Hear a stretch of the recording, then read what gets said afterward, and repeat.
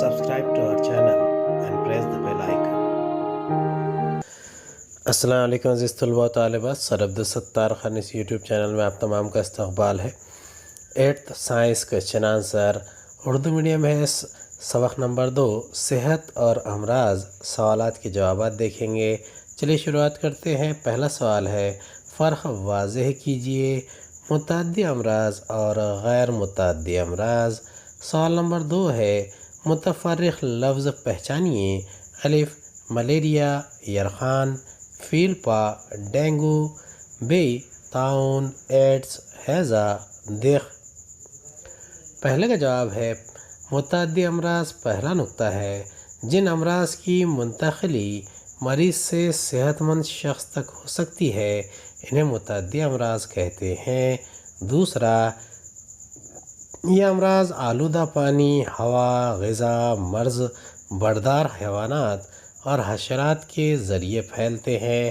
تیسرا، یہ شدید قسم کے امراض ہیں کیونکہ یہ بیکٹیریا، وائرس یا پروٹوزوا کے ذریعے فوری طور پر لاحق ہوتے ہیں، پس ان امراض کی علامات بہت جلد ظاہر ہوتی ہے۔ چوتھا نقطہ ہے، ان امراض کے علاج کے لیے اینٹی بائیوٹکس یا اینٹی ہیلنس دواؤں کا استعمال کیا جاتا ہے۔ مثال دق، ٹی بی، یرخان، ہیپاٹائٹس، جذام، کھانسی، سردی، زکام، انفلوئنزا وغیرہ۔ دوسرا ہے غیر متعدی امراض۔ پہلا نقطہ ہے، جو امراض مریض سے صحت مند شخص تک منتقل نہیں ہو سکتے انہیں غیر متعدی امراض کہتے ہیں۔ دوسرا ہے، یہ امراض کسی بھی واسطے کے ذریعے نہیں پھیلتے۔ تیسرا، چند غیر متعدی امراض موروثی خاصیت کی بنا پر لاحق ہوتے ہیں۔ چند غیر متعدی امراض تحول عمل میں رکاوٹ، چند غذائی اجزاء کی کمی کی وجہ سے بھی لاحق ہوتے ہیں۔ ان کی علامات فوری طور پر ظاہر نہیں ہوتی لیکن یہ دھیرے دھیرے عیاں ہونے لگتی ہے۔ چوتھا نقطہ ہے، ان امراض کا علاج اینٹی بائیوٹکس دواؤں کے ذریعے نہیں کیا جا سکتا۔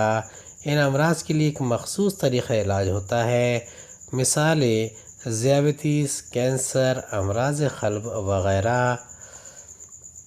دوسرے کا جواب ہے، پہلے کا جواب ہے یرخان، دیگر تمام مچھر کے ذریعے پھیلنے والے امراض ہے۔ دوسرے کا جواب ہے ایڈز، دیگر تمام بیکٹیریا سے لاحق ہونے والے امراض ہے۔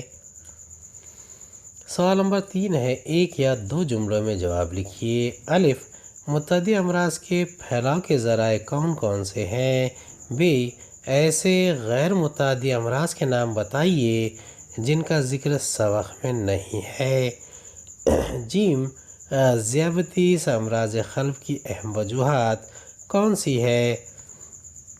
پہلے کا جواب ہے متعدی امراض کا پھیلاؤ آلودہ ہوا، پانی، غذا اور مرض بردار حشرات، جانور اور انسان کے ذریعے ہوتا ہے۔ دوسرا ہے، ایسے غیر متعدی امراض کے نام لکھیے جن کا ذکر اس سبق میں نہیں ہے۔ اس کا جواب ہے دمہ، موتیا بند، گردوں کے امراض جیسے گردوں کی پتھری اور گردوں کی ناکامی، گھٹنوں اور جوڑوں کا درد، الزائمر جو بڑھاپے کی عام مرض ہے، فشار خون، ہائپر ٹینشن، مائیگرین، دماغی بخار وغیرہ۔ تیسرا سوال ہے، ذیابیطس اور امراض قلب کی اہم وجوہات کون سی ہے؟ اس کا جواب ہے غیر معیاری طرز زندگی، خراب قسم کی خوراک، ورزش میں کمی، شدید ذہنی تناؤ اور کام کا دباؤ، محرکات کے افراز میں غیر توازنی کیفیت وغیرہ ذیابیطس اور امراض قلب کی اہم وجوہات ہیں۔ چوتھا سوال ہے، کیا حاصل ہوگا، کیا ٹالا جا سکتا ہے، کون سے امراض کی روک تھام ہوگی؟ الف پانی ابال کر اور چھان کر پینا، بی سگریٹ نوشی اور شراب نوشی نہ کرنا، جیم پابندی سے متوازن غذا کھانا اور ورزش کرنا، دال خون دینے سے قبل خون کی مناسب جانچ کرنا۔ پہلے کا جواب ہے، جب پانی کو ابالا جاتا ہے تو اس میں موجود امراض لاحق کرنے والے تمام خرد بینی جاندار ختم ہو جاتے ہیں۔ مختلف امراض جیسے ہیضہ، پیچش، اسہال، یرخان، ٹائفائیڈ اور آنتوں کے امراض وغیرہ پانی میں موجود امراض پھیلانے والے جانداروں سے لاحق ہوتے ہیں۔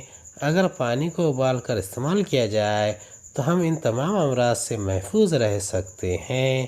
اگر پانی کو چھان کر استعمال کیا جائے تو ہم دودہ گینیا ورم ناروں سے محفوظ رہ سکتے ہیں۔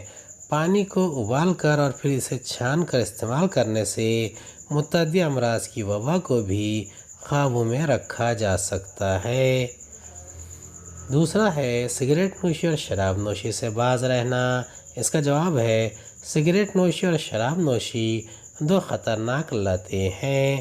شراب نوشی سے جگر کی بے قاعدگیاں پیدا ہوتی ہیں۔ شراب کا عادی خراب تغذیے کا شکار ہو جاتا ہے۔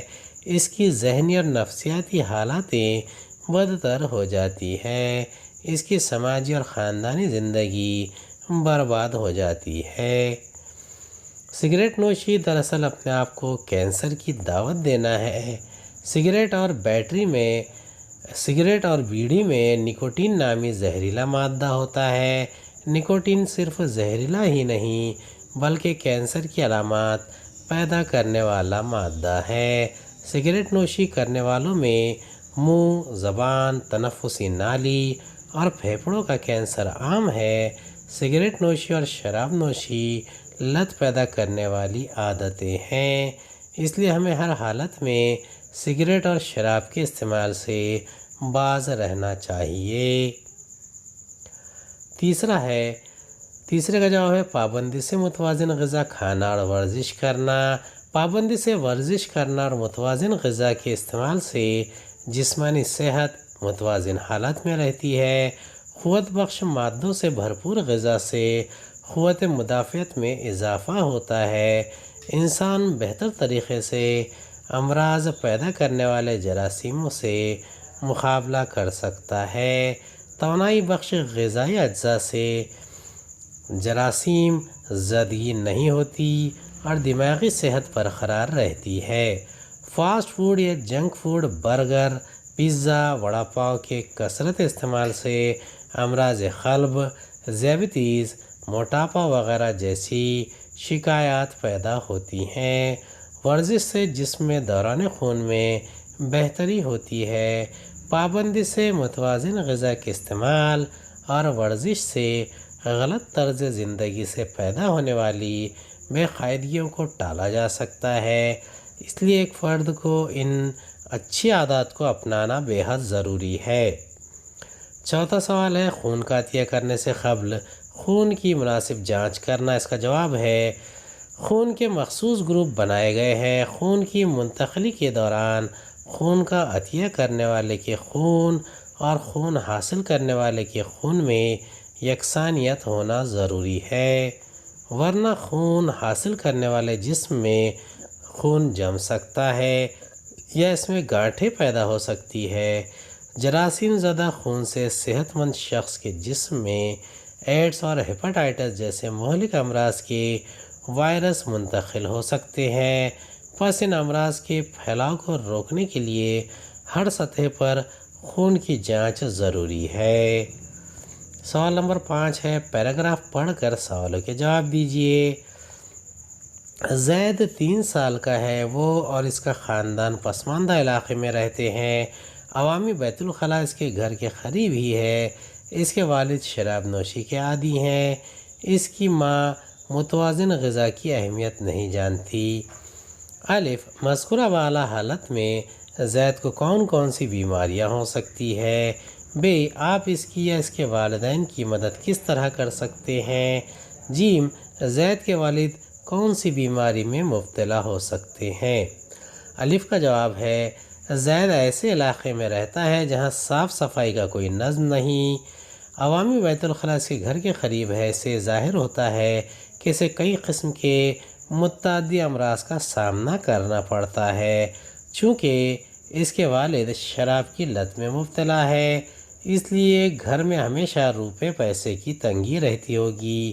معاشی حالت خراب ہونے کی بنا پر اسے متوازن غذا اور پھل وغیرہ حاصل نہیں ہوتے ہوں گے۔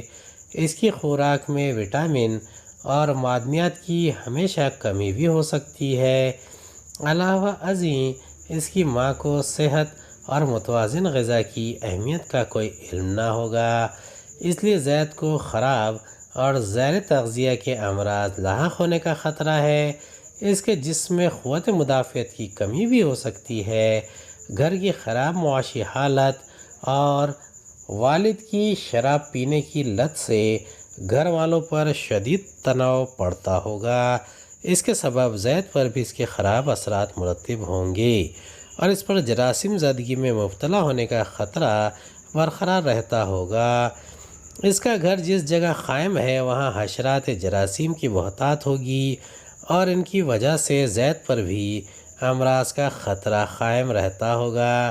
اسے ہاضمے کی بے قاعدگیاں، ٹائیفائڈ، یرقان، ہیضہ، آنتوں کی سوزش وغیرہ امراض میں مبتلا ہونے کا اندیشہ ہے۔ دوسرا ہے آپ اس کے یا اس کے والدین کی کس طرح مدد کر سکتے ہیں؟ اس کا جواب ہے ابتدا میں ہم زید کو پھلوں، سبزی اور دودھ وغیرہ پر مشتمل متوازن غذا مہیا کرنے کا انتظام کریں گے۔ اس کی ماں کو متوازن غذا کی اہمیت سے آگاہ کریں گے۔ اس کے گھر کے اطراف کا ماحول صاف اور صحت مند ہونا ضروری ہے، انہیں اس کی اہمیت سے آگاہ کریں گے۔ غذا کو ڈھانک کر رکھنا چاہیے اور اسے مکھیوں کے ذریعے آلودہ ہونے سے بچانا چاہیے۔ گھر میں جراثیم کش اور حشرات کش دواؤں کے استعمال سے مکھیوں اور جھینگروں کا خاتمہ ہو جاتا ہے۔ انہیں ان تمام ہدایتوں پر عمل پیرا ہونے کی ترغیب دلائیں گے۔ زید کے والد کو شراب نوشی کے مضر اثرات سے آگاہ کرنے کے ساتھ اسے اپنی لت کو چھڑانے کے لیے لت چھڑانے کے مراکز پر لے جانے کا انتظام کریں گے۔ اس سے یہ عہد کروائیں گے کہ وہ اب اپنے بچے کی خاطر کبھی بھی شراب کو ہاتھ نہ لگائے۔ تیسرا سوال ہے زید کے والد کس بیماری میں مبتلا ہو سکتے ہیں؟ اس کا جواب ہے زید کے والد میں جگر اور گردوں کی ناکامی جیسی بے قاعدگیاں پیدا ہو سکتی ہیں۔ سوال نمبر 6 ہے ذیل کے امراض کی انسدادی تدابیر لکھیے۔ الف ڈینگو، ب کینسر، جیم ایڈز۔ 7 اہمیت واضح کیجیے۔ الف متوازن غذا، ب ورزش۔ 6 کا پہلا ہے ڈینگو۔ ڈینگو کا مرض ایڈز اجپتی مچھر کے کاٹنے کی وجہ سے پھیلتا ہے۔ یہ مرض پھیلی ہوئی وائرس کی قسم ڈین 1-2 کی وجہ سے لاحق ہوتا ہے۔ مادہ مچھر ساکن جمع شدہ پانی میں انڈے دیتی ہے۔ انڈوں سے ان مچھروں کی پیدائش اور نشو و نما ہوتی ہے، اس لیے احتیاط رہے کہ گھروں کے اطراف پانی جمع نہ ہو۔ یہ ایک اہم انسدادی تدبیر ہے، خاص طور پر انسانی اعمال سے بنائے گئے ذرائع جہاں صاف پانی جمع ہو جاتا ہے وہ ان مچھروں کے محفوظ افزائش کے نسل کے مقامات بن جاتے ہیں۔ اس لیے ایسے ذرائع یا برتنوں میں پانی کا ذخیرہ نہیں ہونے دینا چاہیے یا ان کو ڈھانک کر رکھنا چاہیے۔ بہتر تو یہ ہے کہ جمع شدہ پانی کو بہا دیا جائے۔ اس مرض سے محفوظ رہنے کا دوسرا طریقہ جسم میں قوت مدافعت میں اضافہ کرنا ہے تاکہ جسم ڈینگو کے وائرس کا خاتمہ کر سکے۔ سن 2017 میں ڈینگو کا مدافعتی ٹیکہ CYD-TDV یا ڈینگو اکسایا بنایا گیا، لیکن یہ ایک محفوظ ٹیکہ نہیں ہے، اس پر تحقیق جاری ہے۔ دوسرا ہے کینسر، جس کا جواب ہے اس مہلک مرض سے محفوظ رہنے کا سب سے بہتر طریقہ یہ ہے کہ کینسر پیدا کرنے والے عوامل سے دور رہا جائے۔ تمباکو، گٹکا، سگریٹ، بیڑی، یہ تمام لت پیدا کرنے والی اشیاء ہماری صحت کے لیے بہت خطرناک ہے۔ ان اشیاء میں نکوٹین نامی مادہ سے منہ اور تنفسی نظام کا کینسر لاحق ہوتا ہے۔ شعاع پاشی یعنی ریڈیشن سے بھی کینسر پیدا ہو سکتا ہے۔ ہمیں خطرناک شعاع پاشی کے زد میں آنے سے بچنا چاہیے۔ اس مرض کی انسدادی تدابیر میں متوازن قوت بخش خوراک، مناسب ورزش دماغی توازن کے ساتھ تناؤ سے آزاد زندگی گزارنا وغیرہ شامل ہے۔ چند مخصوص قسم کے کینسر جیسے عورتوں میں سروائیکل کینسر کے لیے ٹیکے تیار کیے جاتے ہیں۔ تیسرا ہے ایڈز۔ اس کا جواب ہے خون کی منتقلی سے قبل اس میں HIV کی جانچ کرنا بہت ضروری ہے۔ استعمال کی ہوئی سوئی یا انجیکشن کو دوبارہ استعمال نہیں کرنا چاہیے یا استعمال سے قبل انہیں جراثیم سے پاک کر لینا چاہیے۔ خون کے اجزاء اور جسمانی رقیق مادوں کے ذریعے HIV صحت مند شخص کے جسم میں داخل ہوتا ہے، اس لیے اس بارے میں احتیاط کا خیال رکھنا ضروری ہے۔ غیر محفوظ جنسی تعلقات HIV کو منتقل کرنے کا ایک اہم ذریعہ ہے، اس لیے اجنبی افراد کے ساتھ جنسی تعلقات کبھی نہیں رکھنے چاہیے۔ لوگوں کو ایڈز کے پھیلاؤ اور اس کے خطرات سے آگاہ رکھنا ہی اس مرض کی صحیح انسدادی تدابیر ہیں۔ 8واں ہے فہرست بنائیے۔ الف وائرس کے ذریعے پھیلنے والے امراض، ب جراثیم کے ذریعے پھیلنے والے امراض، جیم حشرات کے ذریعے پھیلنے والے امراض، دال توارث کے ذریعے پھیلنے والے یا لاحق ہونے والے مرض۔ پہلا کا جواب ہے وائرس کے ذریعے پھیلنے والے امراض، ایڈز، یرخان، انفلوئنزا، سگ گزیدگی، ریبیز۔ دوسرا جراثیم سے لاحق ہونے والے امراض، اس کا جواب ہے ٹائیفائڈ، دق، TB، ہیضہ، کولرا، جذام۔ تیسرا ہے حشرات کے ذریعے پھیلنے والے امراض، اس کا جواب ہے ملیریا، ڈینگو، فیلپا۔ چوتھا ہے موروثی امراض، اس کا جواب ہے ذیابیطیز، ہیموفیلیا، رنگ کوری، بھورا پن، اینیمیا وغیرہ۔ 9واں سوال ہے کینسر کی جدید تشخیص اور طریقہ علاج کے بارے میں معلومات دیجیے۔ 10واں آپ کے مکان میں موجود دواؤں کے نام اور ان کے اجزاء لکھیے، نیز ان کی فہرست بنائیے۔ 90 کا جواب ہے پہلا نقطہ ہے کینسر کی جدید تشخیص کے لیے درج ذیل طریقے استعمال کیے جاتے ہیں۔ ٹیکنیک جیسے CT scan, MRI scan, mammography, biopsy وغیرہ کا استعمال کیا جاتا ہے۔ دوسرا کینسر کے علاج کے لیے چند روایتی طریقے استعمال کیے جاتے ہیں۔ ان طریقے کے علاوہ کیموتھراپی، ریڈیشن، شعاع پاشی، سرجری، جراحی جیسے طریقے بھی عام طور پر استعمال کیے جاتے ہیں۔ آج کل کینسر کے ٹیومر کے علاج کے لیے روبوٹک سرجری، لیپرواسکوپک سرجری جیسی جدید ٹیکنیک بھی استعمال کی جا رہی ہے۔ آپ کے گھر میں موجود دواؤں کے نام اور ان کے اجزاء۔ اب دیکھیے آپ اس کے لیے پیراسیٹامول یا پھر دوسری دوائیاں جیسے کہ اینٹی بایوٹک، زیروڈال پی، زیروڈال SP یا پھر ایزیتھرومائسین یا نائسینسیپ یا پھر کف سرپ کے نام لکھ سکتے ہیں۔ امید ہے آپ کو ہمارا ویڈیو پسند آیا ہوگا۔ اگلے ویڈیو میں دوبارہ ملاقات ہوگی۔ خدا